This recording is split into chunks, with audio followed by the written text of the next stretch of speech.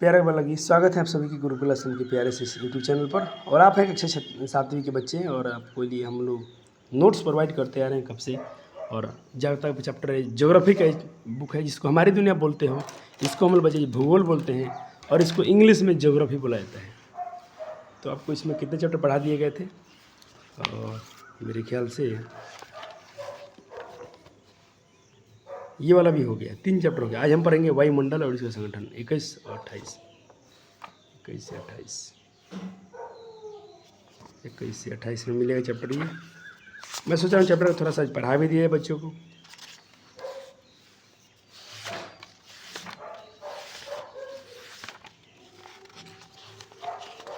Notes तो है ही है बच्चे के पास, इसको नोट्स प्रोवाइड कर दिया जाएगा। चलो, वायुमंडल ये चैप्टर है ज्योग्राफी का, भूगोल का है।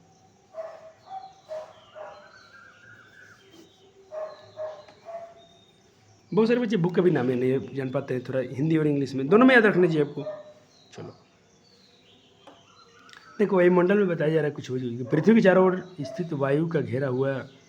वायुमंडल क्या है? पृथ्वी के चारों ओर स्थित वायु से घिरा हुआ एक आवरण है जो पृथ्वी की गुरुत्वाकर्षण शक्ति के कारण यानी गुरुत्वाकर्षण बल के कारण इससे जुड़ा हुआ है।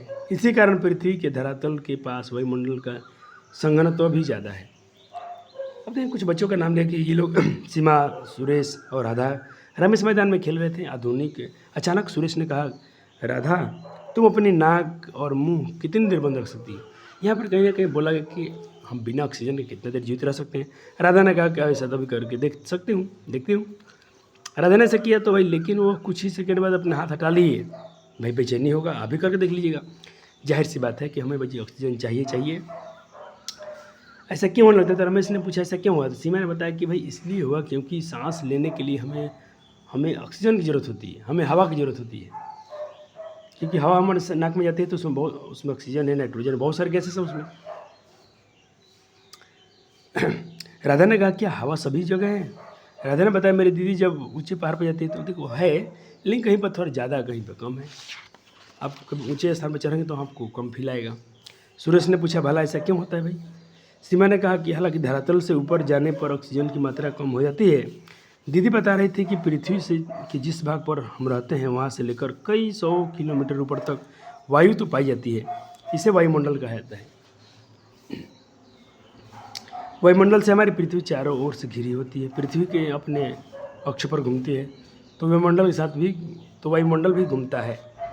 क्या आप जानते हैं, थोड़ी पढ़ लेते हैं, कि आप जानते हैं कि वायुमंडल छन्ना पत्र का कार्य करता है? बिल्कुल, क्योंकि सूर्य से आने वाली बहुत सारी हानिकारक जो गैस होती हैं, जैसे कि आपने नाम सुना होगा अल्ट्रा वायलेट, पराबैंगनी किरण, अवरक्त प्रकाश, ये दोनों अगर किरण आ जाएगी ना, यूवी रे जिसे हम बोलते हैं, अल्ट्रा वायलेट, यूवी रे, तो हमारे लिए हार्मफुल है। हमको स्किन कैंसर हो जाएगा, हमको चम रोग है, हमारा स्किन कैंसर हो जाएगा। लेकिन उसको छान लेती है, ऊपर ही रोक लेती है, क्योंकि उस पर ओजोन का लेयर है, ओजोन लेयर उसको वहीं पर ले बिकता है। लेकिन उसके लिए हमें बचे कहीं ना कहीं पेड़ पौधे अधिक मात्रा में लगाने चाहिए। वायुमंडल में कहते हैं वायुमंडल हमें जीवनदायी वायु तो प्रदान करता है, ठीक है, साथ में पृथ्वी पर निवास करने वाले सभी जीवों को सुरक्षा कवच भी प्रदान करता है वायुमंडल। यानी वायुमंडल को हम बोलते हैं बच्चे जी एटमॉस्फेरिक वातावरण। तो ये वायुमंडल जो है बच्चे जी सिर्फ हमें ऑक्सीजन नहीं देता है, हमें एक सुरक्षा कवच भी प्रदान करता है। रमेश ने कहा, मैंने पढ़ा है सूर्य की जो किरण, देखो ये बात लिखा गया है, धरती पाती है तो कोई पृथ्वी पर पहुंच पाती है, और सारा रेडिएशन सूर्य का सारा किरण अगर धरती पाता है ना, तो हम लोग देखते हो अभी गर्मी में कितना गर्मी लग रहा है, जबकि उसके कुछ भाग यहाँ पर धरती पा रहे हैं। पूरा आता तो क्या होता?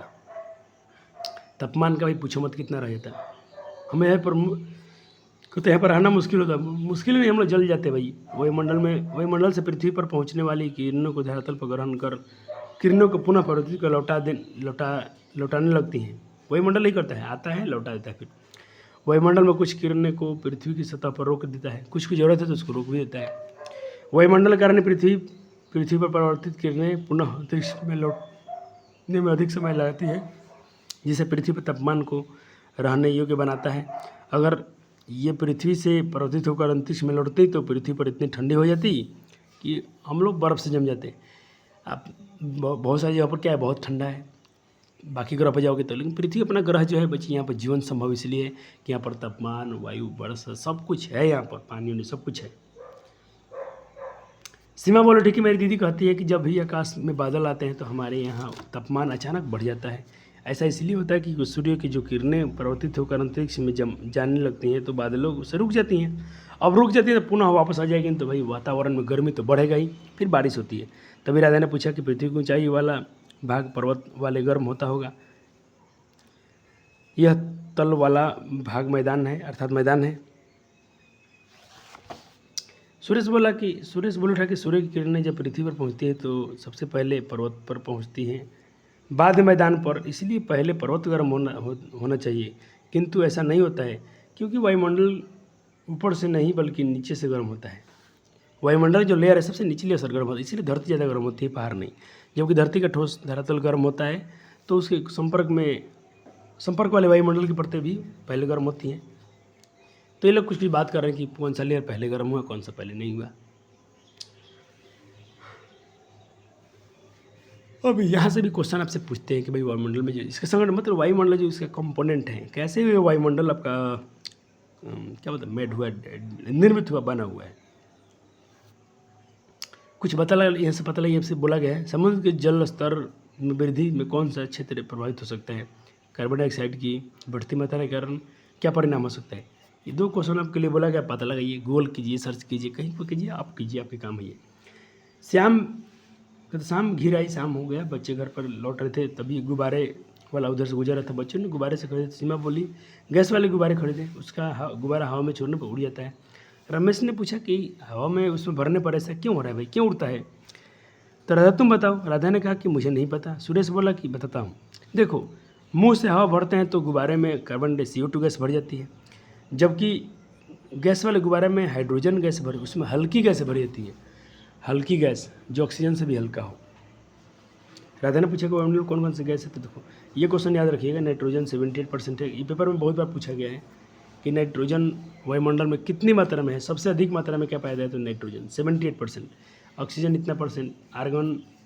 देखो हम जो ऑक्सीजन हवा जो लेते हैं नाक में तो सारे गैसेस इसमें अवेलेबल हैं, लेकिन सबसे अधिक मात्रा में हम लोग नाइट्रोजन को इनहेल करते हैं। ऑक्सीजन हमारे लिए यूजफुल है, बाकी को फिर से अपना जो हम लोग का लंग्स है उसको वापस कर देता है। हम क्लास 10th में जाकर इसको डिटेल में पढ़ेंगे।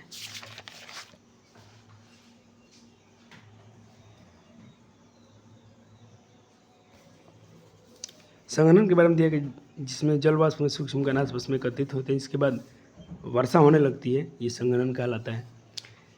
सीमा बोली कि देखो अभी यहाँ पर सबसे अधिक मात्रा में नाइट्रोजन है, ऑक्सीजन इतना % है, इसके अतिरिक्त CO2, हीलियम, ओजोन, बहुत सारे गैसेस हैं वायुमंडल पाए जाते हैं। इसके अलावा सूक्ष्म धूलकण जो संघनन की प्रक्रिया में भूमिका निभाते हैं। जो बारिश होता है तो सारे गैसेस उसमें भूमिका निभाते हैं। यहाँ पर एक बात दिया है, कार्बन डाइऑक्साइड, क्लोरोफ्लोरो कार्बन आदि गैस ग्रीन हाउस पर प्रभावित करती हैं। मैं क्लास 8 में थोड़ा सा इस गैस के बारे में जिक्र किया हूँ पहले चैप्टर में। वायुमंडल में फैलकर पृथ्वी से विकृत होकर उसमें को पृथ्वी पर रोकती हैं, ग्रीन हाउस प्रभाव पैदा करती हैं। तो क्वेश्चन आपसे पूछा जाए बड़े क्लास में जाने पर कि ग्रीन हाउस प्रभाव के लिए कौन सा गैस उत्तरदायी है, तो बताइए कार्बन डाइऑक्साइड, क्लोरोफ्लोरोकार्बन। ठीक है, ये 2 गैसेस जो हैं ग्रीन हाउस प्रभाव को बहुत इफेक्ट करती हैं। अब ग्रीन हाउस प्रभाव क्या है, तो इसके बारे में जब पढ़ेंगे तो देखिए क्या होता है। सूर्य के प्रभाव जो गैस आएंगी, अब वो क्या होगा, उसमें जो अल्ट्रावायलेट रेडिएशन है उसको क्या करते हैं कि भाई CO2 ये लोग ऑब्जर्व कर लेते हैं, तो यहाँ पर गर्मी ज़्यादा बढ़ जाती है। इसको पढ़ेंगे तो समझ जाएगा। रमेश बिल्कुल ठीक है, परंतु कार्बन डाइऑक्साइड की उपस्थिति में ही पेड़ पौधे, देखो CO2 भी जरूरी है फोटोसिंथेसिस के लिए। फोटोसिंथेसिस कब होगा, प्रकाश संश्लेषण कब होगा, जब CO2 रहेगा। पौधों के लिए CO2 जरूरी है। पर्यावरण की पूरी तरह खास श्रृंखला में अंतर परिजीवन संभव है। स्थलीय विकिरण में सूर्य द्वारा प्राप्त ऊष्मा दीर्घ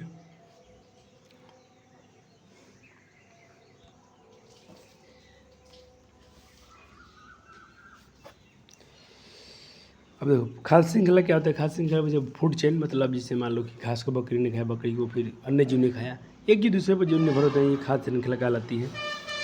कहता है अब देखो जो सूर्य से ऊष्मा दीर्घ तरंग जो में बदल जाती हैं, कहता स्थलीय विकिरण द्वारा सूर्य से द्वारा जो प्राप्त ऊष्मा जो है दीर्घ तरंग में बदल जाती है। CO2 गैस क्या करता है, आसानी से बोलो ना, CO2 गैस उसको सोख लेता है। इस तरह पृथ्वी पर आवश्यक ऊष्मा बनी रहती है, जिससे हमारा जीवन चलता है। वर्तमान समय में हम आधुनिक जीवन शैली के कारण वायुमंडल में CO2 की मात्रा अधिक बढ़ गई है, इसीलिए आजकल गर्मी भी ज़्यादा गिरती है। कार्बन डाइऑक्साइड के सारे सूर्य के प्रकाशीकरण वो सीख लेते हैं, तो जितना CO2 होगा उतना ज़्यादा गर्मी होगा। तो कहीं ना कहीं तापमान में जो वृद्धि कारण है CO2 है।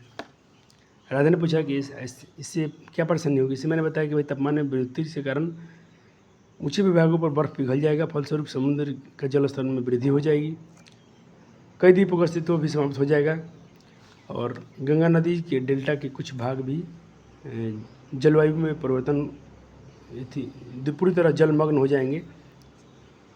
साथ में कुछ लोगों का जीवन भी वहाँ पर प्रभावित होगा। यानी गैस जो CO2 गैस बढ़ रही है, इससे गर्मी बढ़ता है, तो इसमें बर्फ़ पिघलेगा, तो बर्फ़ पिघले तो आसपास में पानी की मात्रा बढ़ेगा, तो बाकी वहाँ के जीवन भी कष्ट में आएंगे। ये ग्रीन हाउस प्रभाव थोड़ा याद रखिए, पेपर में इंपॉर्टेंट है, आपके लिए अच्छा रहेगा ये। देखो क्या होता है, कहते कि ऐसा कहता ऐसे देखिए जहाँ पर कांच के प्लास्टिक या कुछ घर बनाते हैं। देखो, और अपने घर में हम लोग देखते हैं भाई जंगला में खिड़की पे का शीशा उसा लगा देते हैं। इसमें क्या होता है ना, बहुत सारा गैस तो अंदर आता है लेकिन बाहर नहीं निकल पाता है। इससे क्या होता है भाई, तापमान की वृद्धि होती है, जिस को हम लोग ग्रीन हाउस प्रभाव कहते हैं। वायुमंडल की संरचना आपको ऐसे दिखाया गया है। अच्छा, पृथ्वी की सतह से करीब 1000 किलोमीटर की ऊंचाई तक वायुमंडल का विस्तार पाया गया है। ऊंचाई के साथ वायुमंडल के तापमान और दाब में बदलाव होता रहता है, याद रखिएगा, बहुत ज़रूरी है। कहते वायुमंडल के 5 परतों में बांटा गया है: क्षोभमंडल, समताप मंडल, मध्यमंडल, वायुमंडल और बहिर्मंडल। सबसे पहले वाले को हम क्षोभमंडल बोलते हैं। यह वायुमंडल का सबसे निचला और महत्वपूर्ण परत है और मौसम संबंधी परिवर्तन इसी से होता है। इसकी औसत ऊंचाई 13 किलोमीटर है। क्षोभमंडल पढ़ लिया आपने। फिर भी क्षोभमंडल की ऊंचाई का विस्तार स्थानों पर एक समान नहीं रहता है। विषुवतीय क्षेत्रों में इसकी ऊंचाई लंबवत विस्तार से अधिक होती हैं, जबकि ध्रुवीय क्षेत्र में कम होती हैं। यहाँ जल वाष्प धूलकण अधिकता से मिलते हैं। मौसम संबंधी सभी घटनाएं मंडल से घटित होती हैं। इस मंडल में जैसे ऊंचाई पर जाते हैं तो तापमान कम होता है। क्षोभमंडल की ऊपरी सीमा को हम लोग शुभ सीमा कहते हैं। अब समताप मंडल के बारे में भी है, इसमें तापमान समान रहता है। कहता है कि इसका आरंभ क्षोभमंडल के बाद होता है। इस मंडल का फैलाव करीब 50 किलोमीटर तक है। इस मंडल में अर्थात 20 किलोमीटर की ऊंचाई तक तापमान स्थिर रहता है। इसके बाद जैसे ऊंचाई तेज़ी से बढ़ता है। ऐसा होने के कारण इस परत में ओजोन परत पाया जाता है। ये याद रखिएगा कि ओजोन परत की कहाँ पाया जाता है, समताप मंडल में। कहाँ पर? समताप मंडल में ओजोन लेयर पाया जाता है। ओजोन लेयर हमारे लिए बहुत इंपॉर्टेंट है, हम इसके लिए क्लास 10 में जाकर थोड़ा डिस्कस करेंगे ज़्यादा। मध्यमंडल जो बीच वाला है, कहते समताप मंडल के ठीक ऊपरी वाला परत, इसकी करीब ऊंचाई 80 किलोमीटर है। यहाँ ऊंचाई के तापमान घटता है। अंतरिक्ष से आने वाला उल्कापिंड से हमारी रक्षा करता है ये, क्योंकि जैसे उल्कापिंड इस मंडल में प्रवेश करता है तो घर्षण कारण जल जाता है, पृथ्वी पर पहुँच नहीं पाता है। आयन मंडल या बाह्यमंडल, वायुमंडल वायुमंडल की इस परत में ऊंचाई बढ़ने के साथ साथ तापमान भी तेजी से बढ़ता है। आयन मंडल इस परत का एक भाग है। पृथ्वी में प्रसारित रेडियो तरंगें इस परत द्वारा परिवर्तित होकर पृथ्वी पर आती हैं। वायुमंडल इसका फैलाव जो दिया है 80 से 400 किलोमीटर तक है। और लास्ट में है बाह्यमंडल, जिसको हम लोग बहिर्मंडल बोलते हैं। यह वायुमंडल का सबसे ऊपरी परत है। वायुमंडल का ऊपरी परत, इसमें हल्की गैस जैसे हीलियम, हाइड्रोजन अंतरिक्ष इसी में रहती हैं। रमेश ने कहा तब ये परतें घिरी रहती हैं। सुरेश ने कहा बिल्कुल ठीक है। यह परत हमें कई तरह से प्रभावित भी करते हैं। इस तरह से अब चैप्टर ये होता है फिनिश। इसके जो प्रश्न अभ्यास हैं सबको अपने नोट्स में करा दिया जाएगा।